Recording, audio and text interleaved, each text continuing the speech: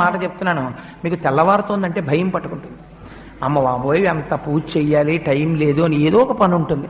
అలా కాకుండా మీరు స్వల్పమైన పూజ, వైదికంగా పరిపూర్ణత్వం ఉండే పూజ అలవాటు చేసుకున్నారనుకోండి, మీ పూజ మీకు బరువు అనిపించాలి. మీరు హాయిగా పూజ చేసుకుని వచ్చేస్తారు. ఒక్కరోజు మీరు ఎంచుకోండి, ఏదో ఒక రోజు నేను ఒక శనివారం నాడు ఇలా పూజ చేసుకుంటాను, లేదు ఒక సోమవారం నాడు చేస్తూ ఉంటాను, లేదు ఒక ఆదివారం నాడు చేస్తాను. ఆ రోజు నియమం పెట్టేసుకోండి, నేను ఈ రోజు విశేషార్చన చేస్తాను అని నియమం పెట్టుకుంటే ఒకే ఒక్కరోజు, ఆ ఒక్కరోజు చేయడానికి మీ మనస్సు ఉరకలు వేస్తుంది.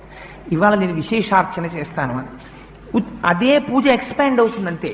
అదే పూజా విధానం, కొత్తగా మీరేం చేయక్కర్లే. కానీ అలా ఎలా పెరుగుతుందో మీకు ఎక్కడికక్కడ చూపిస్తూ ఉపచారములు మనం చేస్తాం శాస్త్రంలో. అవి మీ మనస్సుని తీసుకెళ్లి భగవంతుడి దగ్గర నిలబెట్టడం కోసమని ఉపయోగించాలి. అంతేకాని వాటిని మీరు